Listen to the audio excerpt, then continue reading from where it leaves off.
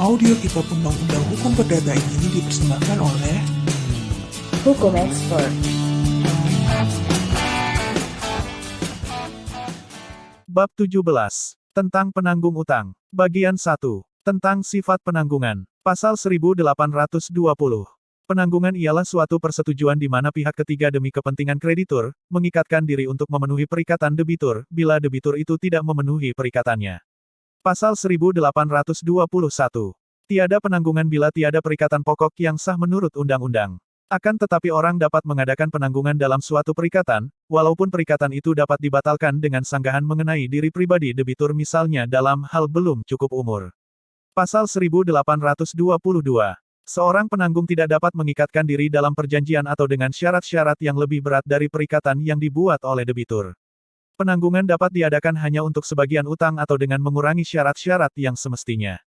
Bila penanggungan diadakan atas jumlah yang melebihi utang atau dengan syarat-syarat yang lebih berat maka perikatan itu tidak sama sekali batal, melainkan sah, tetapi hanya untuk apa yang telah ditentukan dalam perikatan pokok. Pasal 1823. Orang dapat mengangkat diri sebagai penanggung tanpa diminta oleh orang yang mengikatkan diri untuk suatu utang, bahkan juga dapat tanpa tahu orang itu. Orang dapat pula menjadi penanggung, bukan hanya untuk debitur utama melainkan juga untuk seorang penanggung debitur utama itu. Pasal 1824. Penanggung tidak hanya dapat diduga-duga, melainkan harus dinyatakan secara tegas, penanggungan itu tidak dapat diperluas hingga melebihi ketentuan-ketentuan yang menjadi syarat-syarat sewaktu mengadakannya. Pasal 1825. Penanggungan yang tak terbatas untuk suatu perikatan pokok, meliputi segala akibat utangnya, bahkan juga biaya-biaya gugatan yang diajukan terhadap debitur utama dan segala biaya yang dikeluarkan setelah penanggung utang diperingatkan tentang itu. Pasal 1826. Perikatan-perikatan penanggung beralih kepada para ahli warisnya. Pasal 1827. Debitur yang diwajibkan menyediakan seorang penanggung, harus mengajukan seseorang yang cakap untuk mengikatkan diri dalam perjanjian, maupun untuk memenuhi perjanjiannya dan bertempat tinggal di Indonesia. Pasal 1828.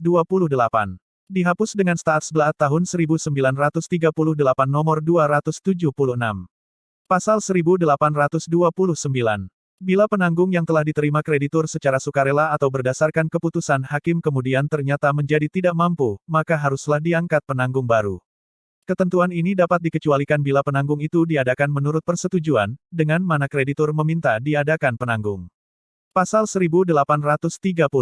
Barang siapa diwajibkan oleh undang-undang atau keputusan hakim yang telah memperoleh kekuatan hukum yang pasti untuk memberikan seorang penanggung, boleh memberikan jaminan gadai atau hipotek bila ia tidak berhasil mendapatkan penanggung itu. Audio Kitab Undang-Undang Hukum Perdata ini dipersembahkan oleh Hukum Expert. Bagian 2. Tentang akibat-akibat penanggungan antara kreditur dan penanggung. Pasal 1831. Penanggung tidak wajib membayar kepada kreditur kecuali debitur lalai membayar utangnya, dalam hal itu pun barang kepunyaan debitur harus disita dan dijual terlebih dahulu untuk melunasi utangnya. Pasal 1832. Penanggung tidak dapat menuntut supaya barang milik debitur lebih dulu disita dan dijual untuk melunasi utangnya. 1.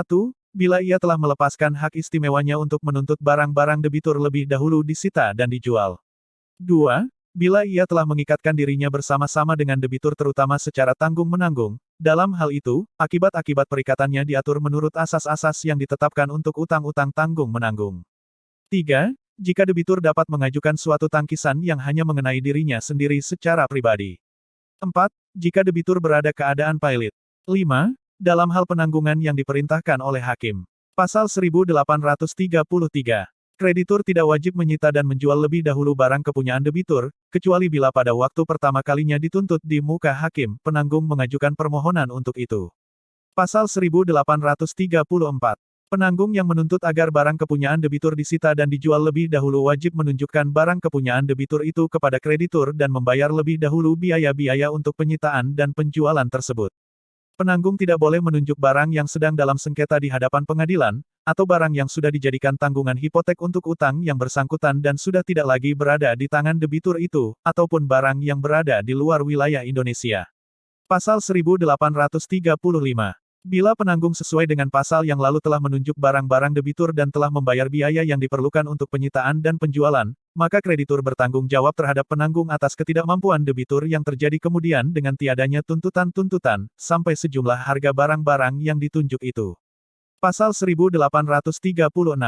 Jika beberapa orang telah mengikatkan diri sebagai penanggung untuk seorang debitur yang sama dan untuk utang yang sama, maka masing-masing penanggung terikat untuk seluruh utang itu. Pasal 1837. Akan tetapi masing-masing dari mereka, bila tidak melepaskan hak istimewanya untuk meminta pemisahan utangnya, pada waktu pertama kali digugat di muka hakim, dapat menuntut supaya kreditur lebih dulu membagi piutangnya, dan menguranginya sebatas bagian masing-masing penanggung utang yang terikat secara sah. Jika pada waktu salah satu penanggung menuntut pemisahan utangnya, seorang atau beberapa teman penanggung tak mampu, maka penanggung tersebut wajib membayar utang mereka yang tak mampu itu menurut imbangan bagiannya, tetapi ia tidak wajib bertanggung jawab jika ketidakmampuan mereka terjadi setelah pemisahan utangnya. Pasal 1838. Jika kreditur sendiri secara sukarela telah membagi-bagi tuntutannya, maka ia tidak boleh menarik kembali pemisahan utang itu, biarpun beberapa di antara para penanggung berada dalam keadaan tidak mampu sebelum ia membagi-bagi utang itu. Audio Kitab Undang-Undang Hukum Perdata ini dipersembahkan oleh Hukum Expert. Bagian 3. Tentang akibat-akibat penanggungan antara debitur dan penanggung dan antara para penanggung sendiri. Pasal 1839. Penanggung yang telah membayar dapat menuntut apa yang telah dibayarnya itu dari debitur utama, tanpa memperhatikan apakah penanggungan itu diadakan dengan atau tanpa setahu debitur utama itu. Penuntutan kembali ini dapat dilakukan baik mengenai uang pokok maupun mengenai bunga serta biaya-biaya. Mengenai biaya-biaya tersebut, penanggung hanya dapat menuntutnya kembali sekedar dalam waktu yang dianggap patut ia telah menyampaikan pemberitahuan kepada debitur utama tentang tuntutan-tuntutan yang ditujukan kepadanya. Penanggung juga berhak menuntut penggantian biaya, kerugian dan bunga bila alasan untuk itu memang ada. Pasal 1840. Penanggung yang telah membayar lunas utangnya, demi hukum, menggantikan kreditur dengan segala haknya terhadap debitur semula. Pasal 1841. Bila beberapa orang bersama-sama memikul satu utang utama dan masing-masing terikat untuk seluruh utang utama tersebut, maka orang yang mengajukan diri sebagai penanggung untuk mereka semuanya, dapat menuntut kembali semua yang telah dibayarnya dari masing-masing debitur tersebut. Pasal 1842.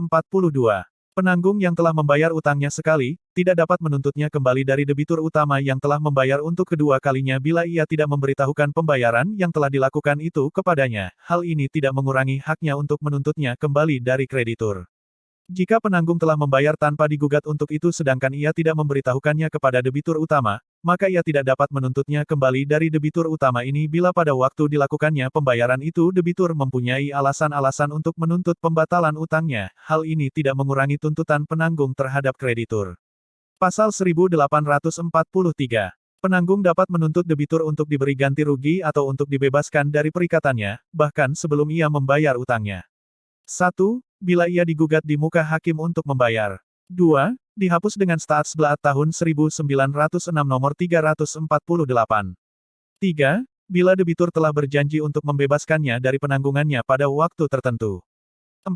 Bila utangnya sudah dapat ditagih karena lewatnya jangka waktu yang telah ditetapkan untuk pembayarannya.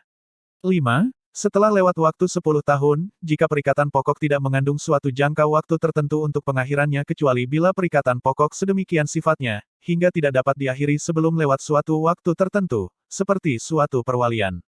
Pasal 1844. Jika berbagai orang telah mengikatkan diri sebagai penanggung untuk seorang debitur dan untuk utang yang sama, maka penanggung yang telah melunasi utangnya dalam hal yang ditentukan dalam nomor 10 pasal yang lalu, begitu pula bila debitur telah dinyatakan pailit, berhak menuntutnya kembali dari penanggung-penanggung lainnya, masing-masing untuk bagiannya. Ketentuan alinea kedua dari pasal 1293 berlaku dalam hal ini.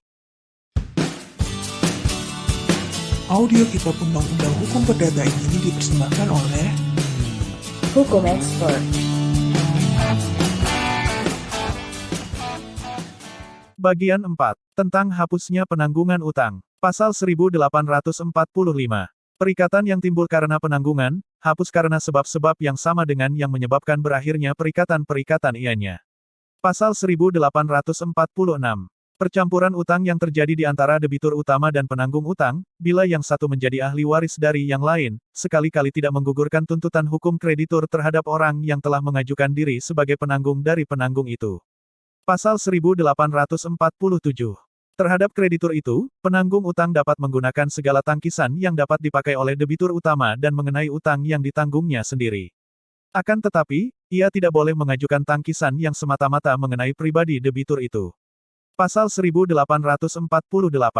Penanggung dibebaskan dari kewajibannya bila atas kesalahan kreditur ia tidak dapat lagi memperoleh hak hipotek dan hak istimewa kreditur itu sebagai penggantinya. Pasal 1849.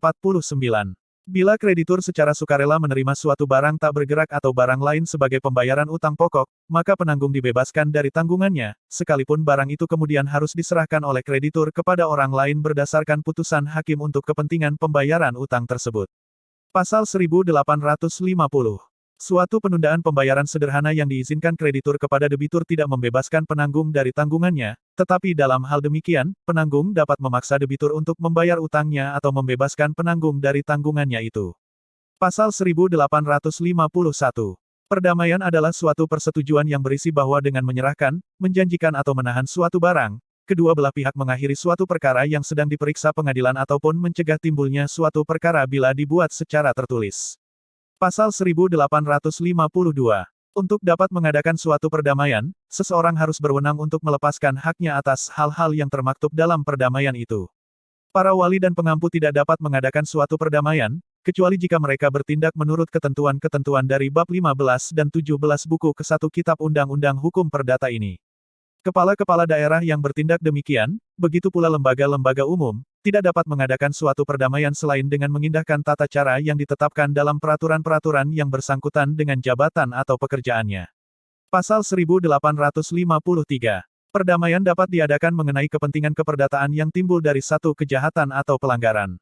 Dalam hal ini perdamaian sekali-kali tidak menghalangi pihak kejaksaan untuk menuntut kejahatan atau pelanggaran yang bersangkutan. Pasal 1854. Setiap perdamaian hanya menyangkut soal yang termaktub di dalamnya, pelepasan segala hak dan tuntutan yang dituliskan di situ harus diartikan sepanjang hak-hak dan tuntutan-tuntutan itu berhubungan dengan perselisihan yang menjadi sebab perdamaian tersebut. Pasal 1855. Setiap perdamaian hanya mengakhiri perselisihan-perselisihan yang termaktub di dalamnya, entah para pihak merumuskan maksud mereka secara khusus atau umum, entah maksud itu dapat disimpulkan sebagai akibat mutlak dari apa yang tertulis itu. Pasal 1856. Bila seseorang mengadakan suatu perdamaian mengenai suatu hak yang diperolehnya atas usahanya sendiri dan kemudian memperoleh hak yang sama dari orang lain maka hak yang baru ini tidak mempunyai ikatan dengan perdamaian itu. Pasal 1857. Suatu perdamaian yang diadakan oleh salah seorang yang berkepentingan, tidak mengikat orang-orang lain yang berkepentingan, dan tidak pula dapat diajukan oleh mereka untuk memperoleh hak-hak daripadanya. Pasal 1858. Di antara pihak-pihak yang bersangkutan, suatu perdamaian mempunyai kekuatan seperti suatu keputusan hakim pada tingkat akhir. Perdamaian itu tidak dapat dibantah dengan alasan bahwa terjadi kekeliruan mengenai hukum atau dengan alasan bahwa salah satu pihak dirugikan. Pasal 1859. Namun perdamaian dapat dibatalkan bila telah terjadi suatu kekeliruan mengenai orang yang bersangkutan atau pokok perselisihan. Perdamaian dapat dibatalkan dalam segala hal, bila telah dilakukan penipuan atau paksaan. Pasal 1860. Begitu pula pembatalan suatu perdamaian dapat diminta, jika perdamaian itu diadakan karena kekeliruan mengenai duduknya perkara tentang suatu alas hak yang batal, kecuali bila para pihak telah mengadakan perdamaian tentang kebatalan itu dengan pernyataan tegas. Pasal 1861. Suatu perdamaian yang diadakan atas dasar surat-surat yang kemudian dinyatakan palsu, batal sama sekali. Pasal 1862. Perdamaian mengenai sengketa yang sudah diakhiri dengan suatu keputusan hakim telah memperoleh kekuatan hukum yang pasti, namun tidak diketahui oleh kedua belah pihak atau salah satu, adalah batal. Jika keputusan yang tidak diketahui itu masih dapat dimintakan banding, maka perdamaian mengenai sengketa yang bersangkutan adalah sah. Pasal 1863. Jika kedua pihak telah membuat perdamaian tentang segala sesuatu yang berlaku di antara mereka, maka adanya surat-surat yang pada waktu itu tidak diketahui tetapi kemudian ditemukan, tidak dapat menjadi alasan untuk membatalkan perdamaian itu, kecuali bila surat-surat itu telah sengaja disembunyikan oleh salah satu pihak. Akan tetapi perdamaian adalah batal bila perdamaian itu hanya mengenai satu urusan sedangkan dari surat-surat yang ditemukan kemudian ternyata bahwa salah satu pihak sama sekali tidak berhak atas hal itu. Pasal 1864. Dalam suatu perdamaian, suatu kekeliruan dalam hal menghitung harus diperbaiki. Audio Kitab Undang-Undang Hukum Perdata ini dipersembahkan oleh Hukum Expert.